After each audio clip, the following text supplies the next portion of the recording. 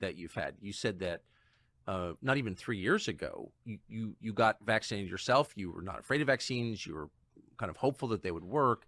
And now you've produced this enormous corpus of research showing just the opposite. What has happened to your life? You a minute ago talked about researchers who won't go public for fear of having their lives destroyed. You've moved in the opposite direction at high speed. What's happened to your life since you started doing this? We'd lost probably 95% of the friends who used to associate with us. Normally, they won't talk to us anymore. It's basically, we don't want to talk to you. You're an evil person. Personal friends? Yeah. Oh. It's the same thing with the scientific advisory board members. They said, I said, look, hey, if I'm wrong, please tell me. Please engage with me and tell me where I got it wrong. And they said, no, you're an evil person. We don't want to talk to you. You're wrong. And we don't want to talk to you. You're a bad person. I had my wife and I were given a National Caring Award because of our work with philanthropies. We're big philanthropists.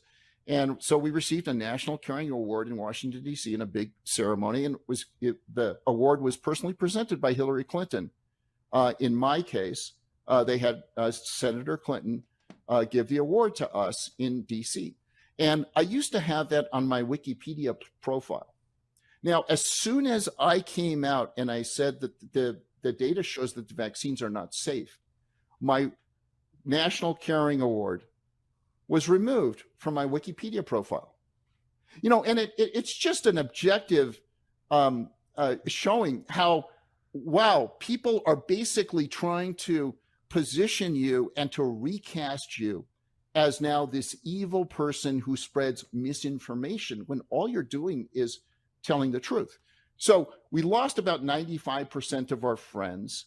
And, but I look at it and I say, look, I may have lost 100 or 200 friends, but I now have 1 million new friends. And I get stopped at airports saying, hey, are you Steve Kirsch? And can I have a selfie with you? And so I've gone from not being recognized in public to going anywhere in the world and people will stop me and say, hey, can I take a selfie with you? And so it's a pretty dramatic shift. I went from being a top high-tech I used to be a high-tech executive, respected high-tech executive. And now I can't talk to my high-tech peers. They think I'm nuts. And now you can do a Google search and you search for misinformation super spreader. I'm the top hit.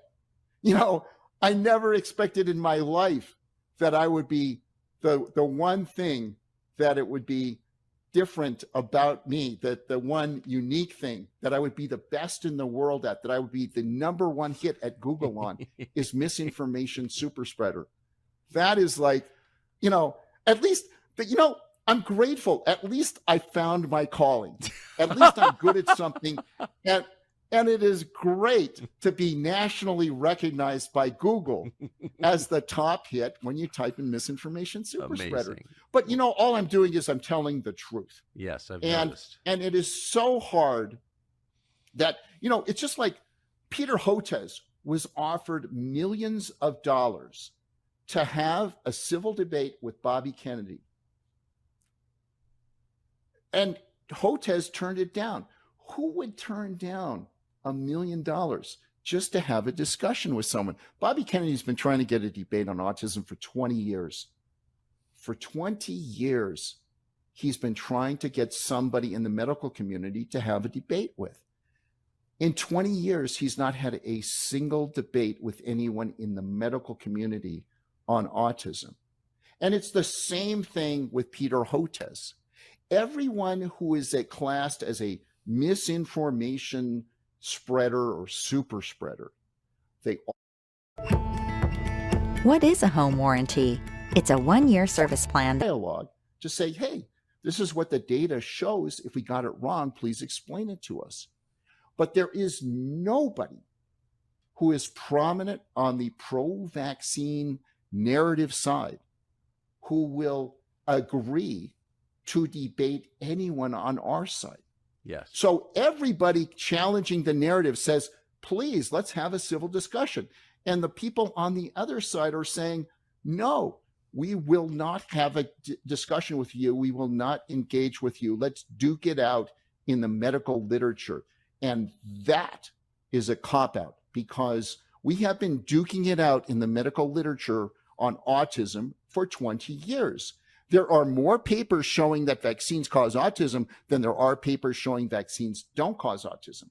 Now, if we haven't resolved that in 20 years in the medical literature, why do we think it's suddenly going to happen for autism or for the COVID vaccines? That's right. It's not going to happen. The only way it's going to happen is with civil dialogue, where we're allowed to say, hey, here's the evidence, explain it. Here's the evidence on our side. Let's have the dialogue. But the dialogue has been turned into censorship. And Bobby Kennedy made a brilliant observation. He says that the history has shown that anyone who uses censorship as a weapon, they're always on the wrong side. They're committing a crime by definition. Narrative. That's exactly right. Yeah.